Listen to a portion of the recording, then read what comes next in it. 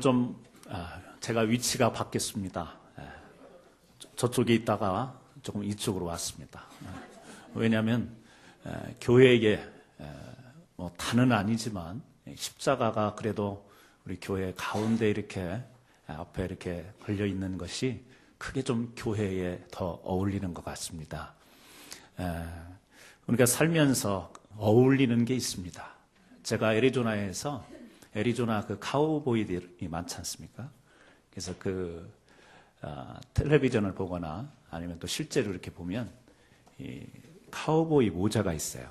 이렇게 멋있죠? 이렇게 옆으로 이렇게 휘어진 모자가. 그래서 저도 그것을 한번 써보려고 딱 샀는데 이게 머리가 옆으로 커져가지고 안 들어가요. 그래서 그것을 돌려서 옆으로 썼어요. 그러니까 모자가 푹 들어가요. 멋있잖아요. 앞이 뾰족하고 옆이 이렇게 탁 굽어져서 카우보이 모자가 멋있는데 한번 좀 저도 멋있게 써보려고 했는데 이게 도저히 안 들어가는 거예요. 그리고 돌려야 옆으로 써야 이게 푹 들어가요. 편하게 써야죠. 그래서 저는 모자가 잘 어울리지 않습니다.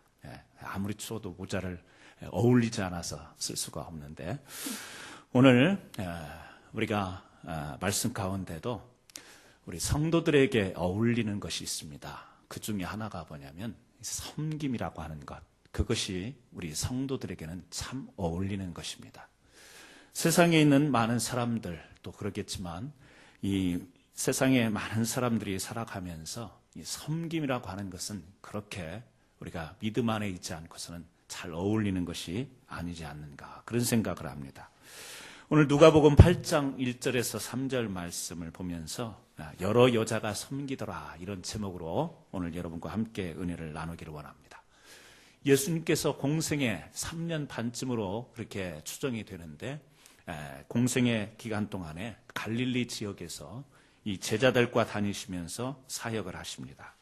복음을 전하고 병든 자를 고치고 귀신 들린 자를 쫓아시며 또 말씀을 가르쳐 주시는 이런 사역을 감당하십니다. 그런데 예수님께서 제자들하고만 그 사역을 하셨느냐? 성경을 보면 반드시 12제자하고만 그 사역을 하신 것은 아니었습니다. 예수님께서 70여 명의 사람들을 따로 세우시기도 하였고 또 우리가 정확히 알 수는 없지만 또 예수님이 좋아서 따르던 여러 사람의 군중들이 있었습니다. 적게 100여 명 이상 되는 사람들이 예수님이 다니시면서 복음을 전하고 병을 고치시고 귀신을 쫓아내시며 말씀을 가르치시는 곳에 함께 했던 그런 사람들이었습니다.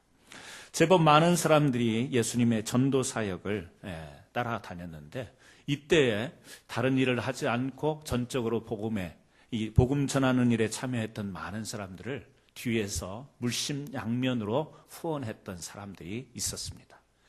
오늘 누가복음 8장 1절에서 3절은 그 가운데서 여러 사람이 있지만 특별히 이 3명의 여자와 또 이름이 알려지지 않은 여러 사람의 여자들이 물심양면으로 주님의 사역을 뒤에서 도왔다라는 내용이 간단하게 소개가 되고 있습니다. 오늘 본문에 등장하는 막달라 마리아는요 7 귀신 들린 사람이었다.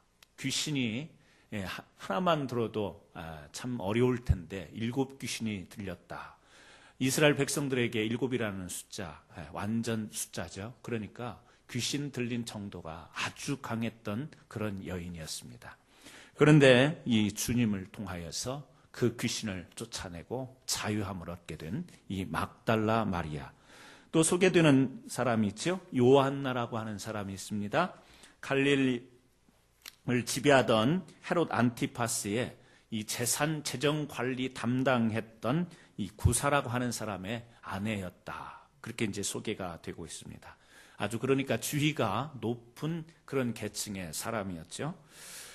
그 요한복음 4장에 보면 예수님께서 갈릴리 가버나움에 가셨을 때에 왕의 신하의 아들을 고쳐주는 내용이 나옵니다. 그래서 성경학자들은 아마 이 요한나가 그 왕의 신하를 고쳐줬던 요한복음에 나오는 내용에 바로 그 왕의 신하가 구사였을 것이고 그의 아내였을 것이다. 그러니까 아들이 죽음을 당했는데 이제 예수님을 통하여서 살아나게 되는 그 기적을 체험한 여인이 요한나다. 그렇게 성경학자들은 보고 있습니다.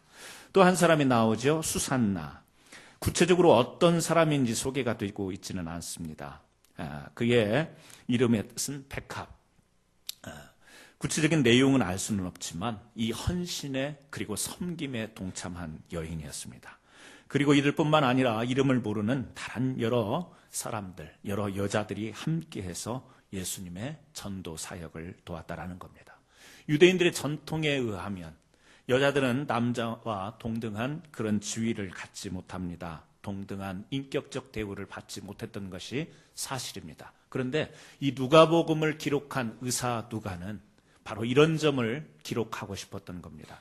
마태복음, 마가복음, 요한복음에는 이 내용이 나오지 않습니다. 어떤 내용이요? 여인들이, 여러 명의 여인들이 이렇게 주님의 사역을 도왔다라는 내용이 나오질 않습니다.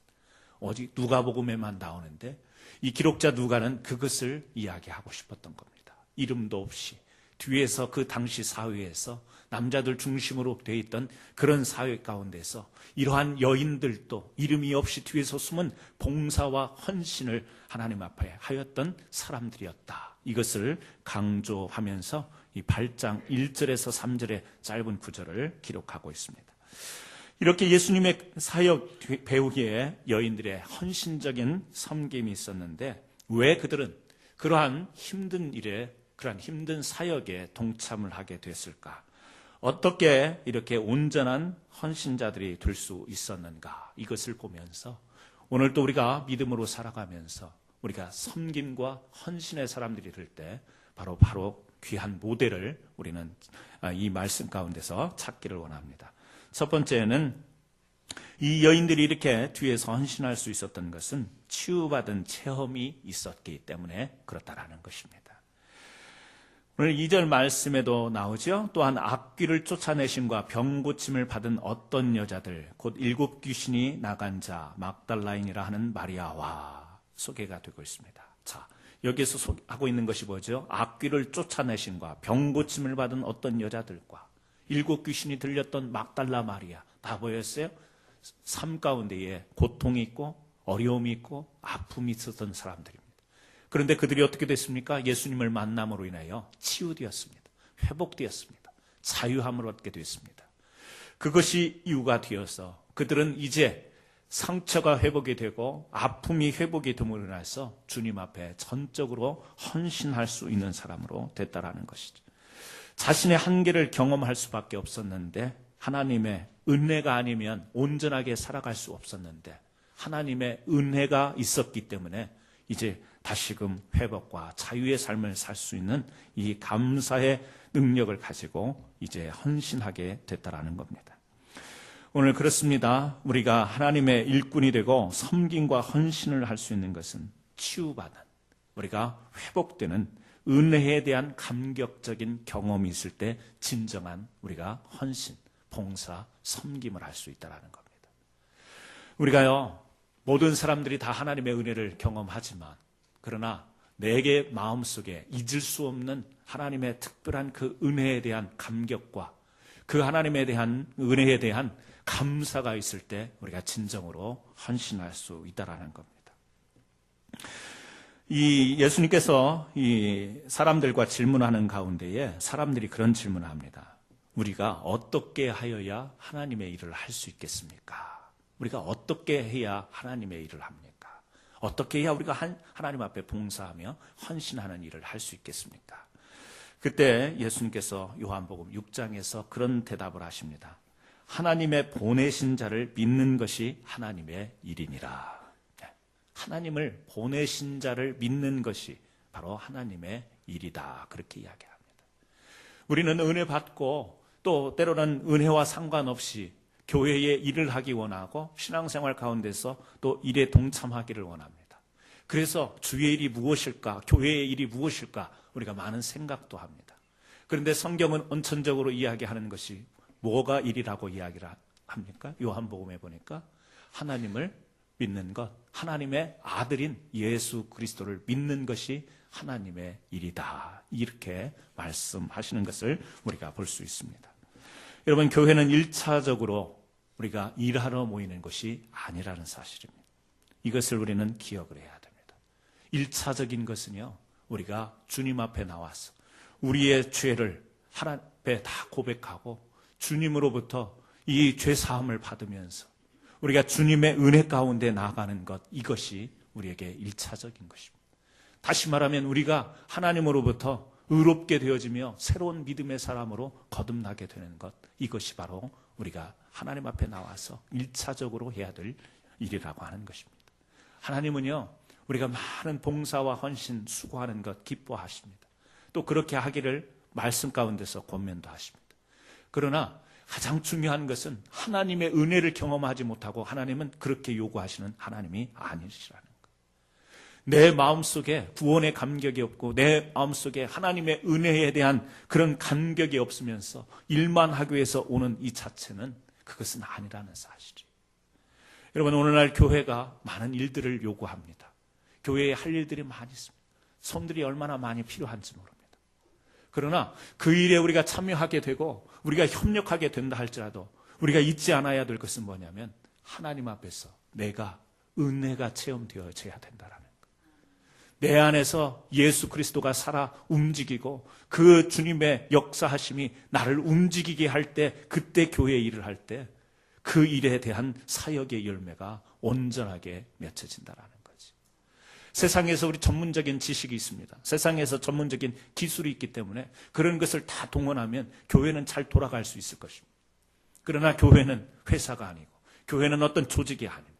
여기는 영적인, 하나님의 영이 임하는, 우리는 영적인 교회이기 때문에 우리가 일을 잘하는 것도 중요하겠지만 그 이전에 먼저 한 사람 한 사람이 예수 만나는 체험이 있어야 된다는 거지. 예수 만나는 경험이 있을 때 우리의 일이 거기에서 하나님의 영광을 드러내는 일이 될 수 있다는 것입니다.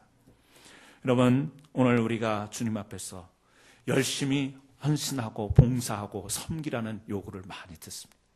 그러나 오늘 이 말씀을 보면서 저는 그렇게 생각합니다. 우리가 늘 어떤 주의 일을 하면서도 우리가 교회에 얼마나 많은 일들이 있습니다. 찬양대도 있고 또 집사의 직분도 있고 권사님의 직분, 또 장로님의 직분, 또 선교회의 직분, 여러 가지 행정 조직의 직분들이 많이 있지만 그 직분에서 정말 주의 일을 감당하기 위해서는요, 내가 오늘 또 하나님의 은혜에 깊은 은혜 가운데 있는가를 늘 점검하는 그러한 자신을 돌아보는 그 돌아보는 것이 있기를 다시 한번 주의 이름으로 축원합니다. 요한복음 11장에 보니까 죽은 지가 나흘이 되어서 썩은 냄새가 나는 나사로가 있었습니다. 이 나사로가 있는데 예수님께서 나사로야 일어나라 말씀하심으로 인해서 소생합니다. 그 가운데서 이제 이 나사로가 살아남을 위해서 동네에 잔치가 열렸습니다. 죽은 자가 다시 살아났으니까 그보다 더 큰 잔치가 어디 있겠어요. 그런데 가만히 보니까 나사로는요, 예수님 곁에 가만히 앉아 있습니다. 요한복음은 그때 상황을 이렇게 표현합니다. 나사로 가닥에 많은 사람이 예수를 믿었더라.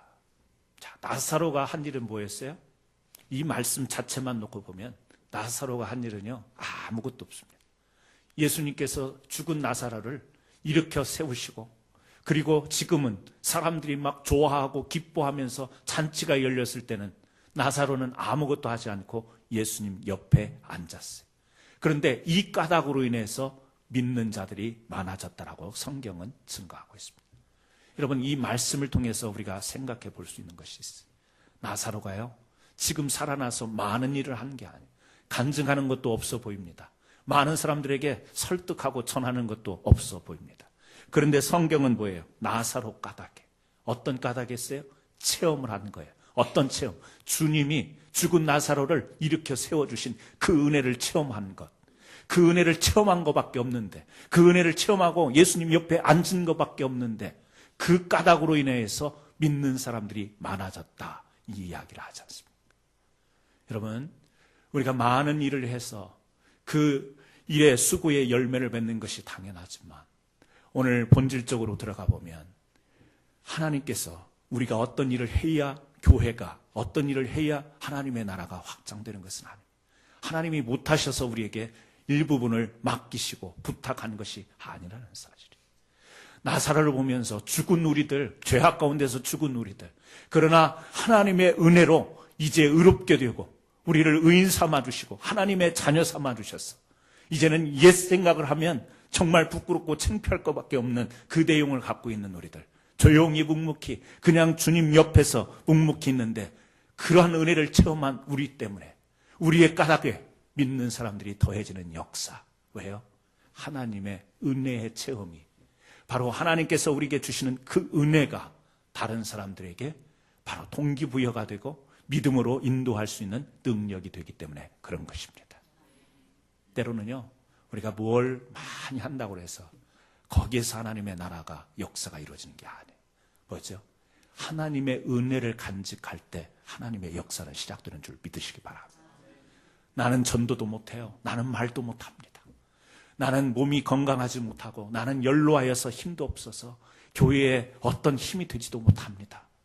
자기 스스로를 뭔가 교회에 동참하지 못하는 안타까운 마음으로 그렇게 생각하시는 분들이 계실지 모르지만 아니에요. 그렇지 않습니다. 예수님 곁에 예배에 와서 우리가 주님 곁에 있고 생활 속에서 주님 의지하면서 찬양하면서 기도하는 주님 옆에서 내가 주님 때문에 이렇게 살아갑니다. 이 은혜의 고백이 있고 그것을 우리가 찬양하면서 살아갈 때 여러분 하나님께서는요 그렇게 연약한 한 사람 한 사람이 은혜 받았다라고 하는 그 이유로 인하여서 하나님의 나라가 아름답게 자연스럽게 연결되어 확장될 줄 믿으시기를 주의 이름으로 축원합니다. 어떤 사람이 그랬답니다. 이 사람이 이제 부흥지망생인데 하나님 앞에 기도를 하는 거예요. 막 뜨겁습니다. 부흥사를 지망하니까 뜨거워가지고 기도하러 이제 산에 올라갔습니다. 가가지고 하나님 앞에 기도합니다. 하나님, 저는 아브라함과 같이 되게 하여 주옵소서. 그랬더니 잠시 뒤에 음성이 들려옵니다. 너 그러면 아들을 바칠 수 있겠느냐? 그 음성이 들리더래요. 그 말을 들으니까 갑자기 자신이 없어집니다. 그래서 기도를 바꿉니다. 그러면 하나님 모세처럼 되게 하여 주옵소서. 그랬더니 그러면 네가 네 사랑하는 민족을 위해서 다른 사람을 죽일 수 있겠느냐? 딱 그런 음성이 들리더래요. 근데 그것도 생각해 보니까 곤란한 일인 거예요. 그래서 또 기도의 제목을 바꿨어요. 어떻게? 하나님 다니엘처럼 되게 하여 주옵소서. 근데 또 음성이 들리는 거예요. 그럼 너 사자굴에 들어갈 수 있어? 이 사람이 화가 나가지고 기도하다가 화가 나가지고 하나님 그러면 내가 누구처럼 되라는 말입니까? 그랬더니 하늘에서 음성이 들려요. 내가 또 너보고 누구처럼 되라고 말한 적이 있니? 자기 스스로 막 부흥사가 되기 위해서 누구처럼 되게 기도를 한 거죠. 여러분 우리가 누구처럼 되는 것 어떤 그 신앙의 모델을 가지고 내가 어떤 일을 하겠다라고 하는 것 그것 가지고 아니라는 것이죠. 오늘 하나님께서 말씀하는 것은 네가 누구처럼 되라는 것이 아니라 너 안에서 너를 발견하라는 것. 내 자신 안에서 나다운 나를 발견하는 것. 여러분 그것은 뭐예요? 내 안에서 나를 발견할 수 있는 것은요 하나님 앞에서 내가 어떤 존재인가. 하나님의 은혜가 아니고서는 살아갈 길이 없는 마음도 그렇고 생각도 그렇고 우리의 육신도 그렇고 하나님의 은혜가 아니면 지금 내가 이렇게 살아갈 수 없는데 뭐죠? 내 안에서 나를 발견하는 것은 하나님의 은혜를 깨닫는 것이요. 그 하나님의 은혜를 바라보는 것 그 이상도 아니고 그 이하도 아니라는 사실이죠. 여러분 때로는 우리가 누구처럼 되기를 그렇게 원하고 바랄 때가 있습니다. 그러나 이 시간 여러분들에게 축복합니다. 여러분 안에 있는 진정한 여러분을 찾으시는 것 그것이 정말 여러분들이 행복한 믿음의 생활을 하는 비결입니다. 그것은요 여러분 안에 여러분을 찾을 수 있는 비결은 뭐예요? 하나님 앞에서 자신을 투사하는 겁니다. 하나님 앞에서 은혜를 가지고 자신을 바라보는 것 이것 외에는 자신을 찾을 길이 없다라는 사실입니다. 그러므로 오늘 사랑하는 성도 여러분 오늘 우리에게 하나님 앞에서 어떤 많은 큰 일도 중요하겠습니다. 그러나 그보다 더 내가 하나님의 은혜를 깨닫고 오늘 내가 하나님의 은혜 안에 있는가를 늘 묵상하시면서 그 은혜를 발견할 때 진정으로 여러분들이 섬김과 헌신을 할 수 있는 거예요. 교회에 보면 참 믿지 않는 사람들이 이해하지 못할 일들이 많이 벌어집니다. 그렇게 힘든 일을 하면서도 뭐 하죠? 찬송 부릅니다. 키친에서 여러 사람의 음식을 준비하면서 때로는 여름에는 덥고 겨울에는 춥고 힘들 텐데도 뭐예요? 정성껏 헌신하고 봉사하면서도 입술에서는요 찬송이 울려나와 기뻐요. 감사가 있는 것. 세상이 이해할 수 없는 방식이에요. 왜요? 은혜 받았기 때문에 감사하는 거예요. 세상에 나가서 그렇게 일을 시키라고 하면 시간당 얼마 계산할 거예요, 우리가. 그리고 오버타임 하면 막 불평할 거예요. 근데 교회에서는요, 그런 게 없어요. 오버타임 하면서도 즐거워요. 기뻐요. 물론 다 그런 건 아니겠지만, 많은 사람들이 하나님 앞에 봉사하고 애를 쓰고 수고하면서도 이 마음속에 즐거움으로 할 수 있는 것. 그건 왜 그렇죠? 은혜가 있기 때문에 가능한 것입니다. 우리 캔사스 한인 장로교회는 이러한 은혜가 넘쳐서 이러한 은혜 넘치는 이 성령 충만한 믿음을 가진 자들이 아름답게 봉사하는 축복이 계속해서 넘치기를 주의 이름으로 축원합니다. 두 번째, 받아주는 사랑이 있었기 때문에 그들은 그렇게 헌신과 섬김과 봉사할 수 있었다라는 겁니다. 여러분, 주님을 섬기는 이 여인들, 서로 받아주는 사랑을 실천하는 사람들이었습니다. 사람은요, 비슷한 여건 가운데에 사람들이 친해집니다. 비슷한 사람끼리 어울리는 것, 이것이 당연합니다. 여러 가지, 우리가 여러 가지 내용으로 그래도 동질성을 찾을 때 거기에서 사람들이 이렇게 모여들잖아요. 전혀 한 번도 보지 못했던 사람과 말을 트면서 고향이 어디냐고부터 시작해서 어디 학교 나왔냐고 그러면서 미국 와서 어디에서 살았냐고 물어보면 이야기하다가 계속 질문하는 것을 보면 그 성향이 뭐지? 동질성을 찾는 거. 혹시 나와 연결점이 없는가? 알게 모르게 무의식적으로 우리가 그런 동질성을 찾는 겁니다. 거기에서 뭐 하나라도 맞으면 그렇게 반가워하고 좋아합니다. 우리가 그렇습니다. 비슷한 사람끼리 우리가 어울리게 되고 좋아하는 것. 그런데 오늘 성경에 보면 이 지금 막달라 마리아, 또 여기에 나오는 구사의 아내 요한나, 수산나, 또 여러 명의 사람들이 있었습니다. 이들이 주님의 사역에 그렇게 한 마음으로 뒤에서 후원하면서 섬길 수 있었던데, 각자 어떤 따로따로 하면 이런 합심하는 것이 아니었더라면 섬긴다 하더라도 그것이 힘이 되지 못했을 겁니다. 그것이 능력이 되지 못했을 거예요. 그런데 지금 막달라 마리아는 귀신 들렸던 사람이에요. 이것이 우리가 그냥 귀신 들렸던 사람, 7 귀신이 들렸던 사람, 이렇게 우리가 말할 수 있겠지만 이것이 얼마나 사람 대접을 받지 못한 일이었는가. 사람 대접을 받지 못한. 사람이 조금 아파도요, 서럽습니다. 왜 그렇죠? 함께 하던 사람들이요, 멀어지기 때문에. 어떤 중병에 들고 심각한 병에 걸리면 전에도 친하고 자주 만났던 사람들도 발길이 끊깁니다. 서서히 사라집니다. 주변에 사람이 없어집니다. 그런데 7 귀신이 들렸다면 이것은 당시 유대인들에게 있어서는 이 귀신, 이것은 상종할 수 없는 사람이었어요. 더러운 사람이었어요. 지금은 온전해졌지만 과거에 그런 경력이 있었기 때문에 사람들은요, 또 그것을 현재가 문제가 지금은 괜찮다 이렇게 생각하지 않습니다. 그런데 7 귀신 들렸던 이 막달라 마리아와 당시에 사회적으로 신분의 어떤 계층이 높았던 이 요한나와 어울린 거예요. 함께 할 수 있었던 거예요. 여러분, 물론 우리가 지금 세상에서도 우리가 그런 것을 볼 수 있습니다. 교회에 오면 그런 벽이 무너져. 그러나 여전히 세상 속에서는요, 이런 벽이 존재합니다. 심지어는 교회 안에서도 어떤 교회들은 이런 게 존재하는 거예요. 물론 우리도 이 미국 땅에서 한인교회라고 하는 어떤 특수성을 가지고 있습니다. 교회마다 그 특수성이 있긴 하지만 오늘 좀 일반적인 내용으로 들어가서 어떤 자기네들의 맞는 끼리끼리의 그런 분위기에 여건에 형성되어져 있는 이 성도들의 층, 오늘 그런 것들이 이 교회 안에서 벽을 만드는 거예요. 그런데 그런 것들이 실제로 존재한다는 사실입니다.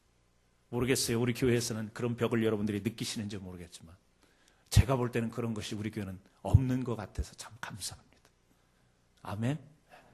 아멘 안 하신 분들은 본인들이 그 벽을 가지고 있는 분들이에요. 저것 좀 교회 안 나왔으면 좋겠다.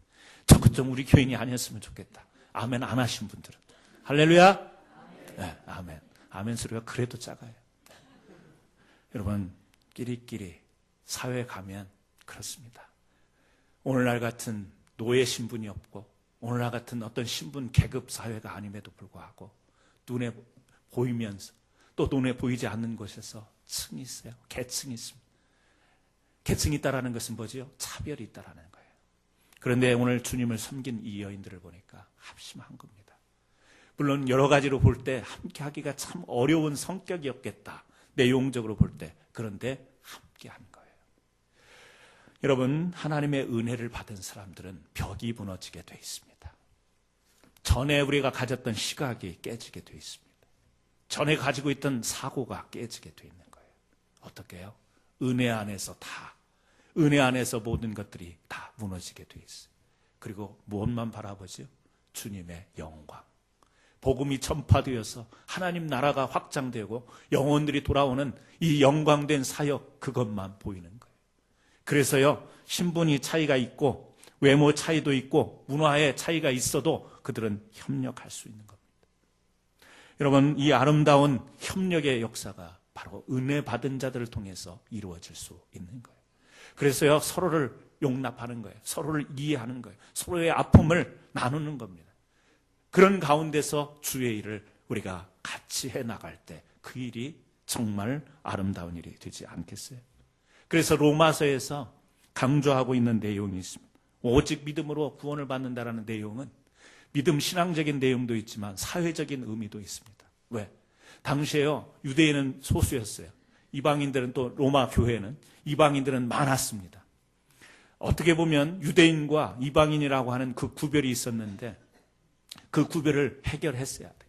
교회로 복음으로 하나가 되긴 했지만 그 안에 적지 않은 갈등들이 있습니다. 로마 교회 안에. 그래서요, 강조하는 거예요. 어떻게? 바울은 무엇을 강조합니까? 우리는 믿음으로 구원을 받는다. 이 말 속에는 유대인이나 헬라인이나 또 이방인들이나 차이 없이 우리 모두는 다 믿음으로 함께 하나 될 수 있는 것이다. 사회적인 측면도 있었다라는 사실이에요. 그렇습니다. 우리가 믿음 안에서, 신앙 안에서.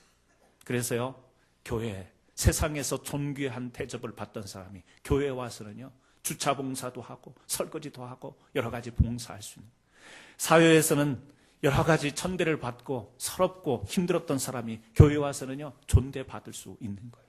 그렇게 돼야 되는 거예요. 교회는 그런 섬김으로 어우러져서 더 큰 섬김, 바로 주님의 나라를 위해서 함께 협력하는 이 아름다움이 하나님의 교회 가운데 있어야 될 줄 믿습니다. 일은요, 사실은 두 번째. 일이라고 하는 건 두 번째. 가장 첫 번째는 사람입니다. 우리 사람이에요. 네. 그래서요, 목회자들에게도 고민이 있습니다. 네. 사역이 먼저냐, 일이 먼저냐, 사람이 먼저냐. 우리가 이것을 놓쳐버릴 때 교회들이 방향이 틀어지게 돼요. 여러분, 목회자가 목회를 하는 것도 여러분 일이 아니에요. 사역이 아니에요. 사람을 향해 있어야 돼요. 저도 이것을 지금 알아요. 알면서 이렇게 여러분들에게 이야기를 합니다. 그러면서 어떤 때는요, 사람을 쫓기보다는 일을 쫓아갈 때가 너무 많아요. 바빠요. 할 일이 많아요. 할 일이 많아서 신방도 못 가고 할 일이 많아서 사람도 못 챙기는 경우가 많아요. 이건 잘못된 거예요. 제가 그걸 아는데도 잘 안 돼요. 사역이라고 하는 일의 내용에는요, 사람이 있는 거예요. 여러분도 그 의식을 늘 가지시기 바랍니다. 교회 일이 여러 가지 일이 다 중요할 수 있지만, 그 중요한 일이 있지만 그보다 더 중요한 것은 한 사람 한 사람, 우리 사람이 중요하다는 사실을 결코 우리가 놓치지 않기를 주의 이름으로 축원합니다. 그래서 우리 교회의 일은요, 영혼 중심이 돼야 되는 거예요. 사람 중심이 돼야 되는 거예요. 네, 사람을 살리는 일이 돼야 될 줄로 믿습니다. 세 번째, 오늘 이 여인들이 이렇게 주님 앞에 헌신하고 섬길 수 있었던 것은 거저주는 섬김이 있었기 때문입니다. 이 3절 말씀 뒤에 보면요, 그런 말씀이 나옵니다. 3절을 제가 읽어드립니다. 또 헤롯의 청지기 구사의 아내 요한나와 또 수산나와 다른 여러 여자가 함께하여 자기들의 소유로 저희를 섬기더라.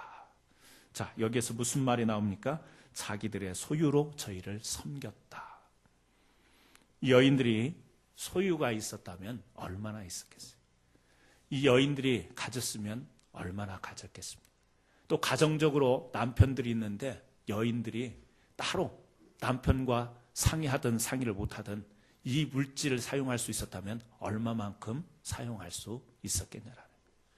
오늘날은 이 여성들의 어떤 사회적 활동이 많이 증가되어 있고 자연스러운 거니까 그렇지만 이 당시만 해도 여자들이 자기의 물질을 사용할 수 있었다는 것이 그렇게 쉽지 않았다는 것을 우리가 잘 알 수 있습니다.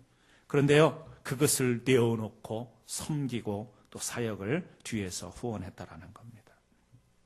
여러분, 은혜 받은 자가 할 수 있는 것입니다. 저는 그 창세기 18장에 아브라함이 천사를 대접하는 내용을 보면서 많은 은혜를 받습니다. 3명의 손님이 지나갑니다. 아브라함이 그들을 청하여 집으로 데리고 옵니다. 그래서요, 송아지도 잡습니다. 그들의 발을 씻게 합니다. 떡을 굽습니다. 정성스럽게 대접을 합니다. 그 천사들로부터 아들이 있을 것이라고 하는 그 예언을 받습니다. 그때 아브라함이 섬길 때요, 최선을 다해서 섬깁니다. 그런데 제가 왜 그 말씀 가운데서 은혜를 받냐면, 이 아브라함이 그렇게 지나가는 손님인, 천사였습니다만 지나가는 손님 아니었어요? 자기 집으로 데리고 와서 정성껏 섬기는 그 섬김. 어떻게 해요? 주인이었기 때문에 가능했다라는 거예요. 그 집 주인이었기 때문에 자기 집에 데려와서 자기가 소유하고 있는 송아지를 잡고 가지고 있는 모든 것을 다 동원하여서 섬기게 됐다라는 거예요. 다른 것이 아니라 저는 그 말씀 가운데서 그렇구나. 주인이라고 하는 것, 집 주인이었기 때문에 손님을 대접하고 섬길 수 있었구나. 그렇다면 오늘 우리가 하나님 앞에 은혜 받은 것이 뭐지? 하나님 나라를 우리의 기업으로 받은, 이제 하나님 나라의 우리는 주인들입니다. 그래서 우리에게는요, 하늘의 주인의식을 가지고 이 땅을 살아가야 될 줄로 믿습니다. 세상에서는 우리가 조금, 세상에서는 멸시당할 수 있고, 세상에서는 좀 소외당할 수 있지만, 그 하나님 앞에 받은 은혜 가운데 우리가 기억해야 될 것은 뭐냐? 하나님 나라의 주인이다. 그 주인의식 있는 사람들이 손님에게 대접할 수 있는 겁니다. 손님들에게, 지나가는 사람에게 베풀 수 있는 그 섬김의 손길이 나올 수 있는 거예요. 맨 손님일 경우에는요, 대접을 받기를 원하지. 어떤 대우인가 이것만 생각하지. 주인은요, 어떻게든 섬기려고 합니다. 손님이 오면 저 사람이 불편하지 않을까? 저 사람에게 이 손님 대우에 누가 되지 않을까? 우리가 얼마나 정성스럽게 대접하고 섬기려고 하는지 모릅니다. 왜? 주인의 입장이기 때문에. 여러분, 오늘 우리는 이 땅을 살아가면서 이 하나님 나라의 주인의식으로 살아가시기를 바랍니다. 교회도요, 주인의식을 가지고 하면 여러 성도님들이 교회에 올 때 그 사람들을 섬기려고 합니다. 대접하려고 합니다.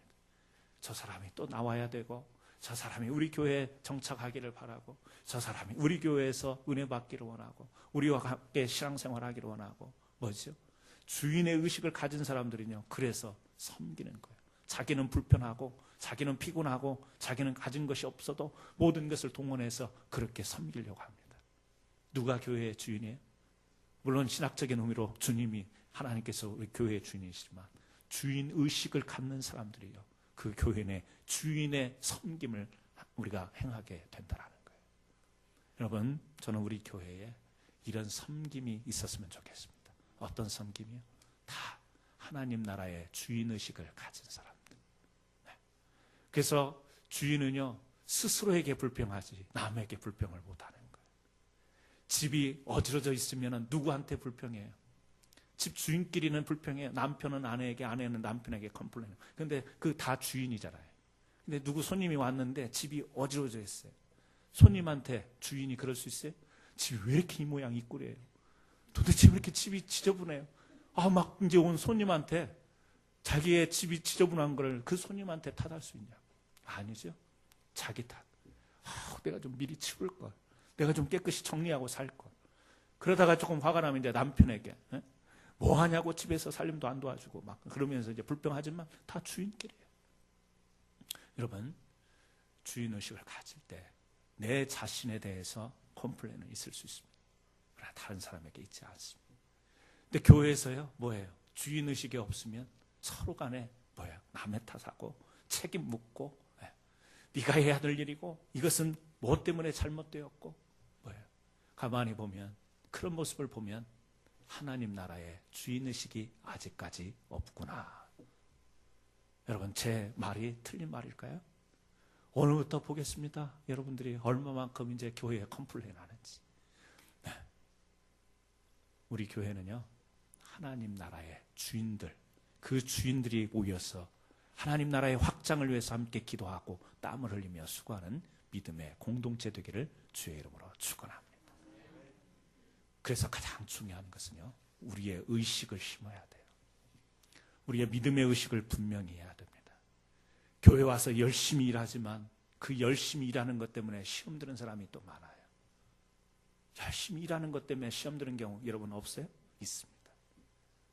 우리가 교회에 와가지고 정말 많은 것을 땀을 흘리면서 수고하지만 그것 때문에 힘들어지는 것들이 있어요. 왜? 진정한 하나님의 은혜를 경험하지 못하고 일을 할 때는 반드시 우리 사람은요, 대가를 생각하게 돼 있어요.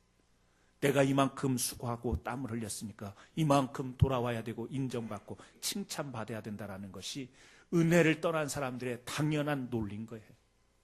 그래서 세상에 나가서 우리가 땀을 흘리고 일했는데 대접을 안 해주면 화가 나는 거죠. 교회는 그런 곳이 아니라는 거예요. 교회는요, 인정받지 못하고 대가가 돌아오지 않아도 주의 은혜로 우리가 찬양하면서 헌신하고 봉사하는 곳이 교회인 것입니다. 그러므로 우리 교회 안에서 쉽지 않은 일들이 많습니다. 우리 교회의 부서에서, 또 우리 선교회 안에서, 남선교회, 여선교회 안에서, 우리 또 찬양대 안에서, 조그만 구역 안에서 많은 일들이 있는데 이 많은 일들이 있으면서도 우리에게 때로는 불편한 마음들이 들 때가 있어요. 참 우리가 하나님의 은혜로 구원받은 사람들이 모였는데도 참 불편할 때가 있습니다. 가만히 보면 우리가 진정한 섬김, 진정한 이 하나님 나라의 후원자들이 되지 못했기 때문에, 다시 말하면 은혜로 임해야 되는데 은혜가 아니라 내가 살아서 움직이기 때문에 그 은혜로 모인 그 공동체 안에서도 갈등이 있고 다툼이 있고 미움이 있고 시기가 있고 질투가 있고 다 있는 겁니다. 그러므로 오늘 이 말씀을 보면서 저는 여러분들이 하나님 나라의 풍성한 이 하나님 나라의 풍성한 이 나라의 주인공들로서 우리의 작은 헌신과 섬김이 놀라운 주님의 영광 드러낼 수 있는 그러한 섬김이 되기를 예수님의 이름으로 축원합니다. 기도하십니다.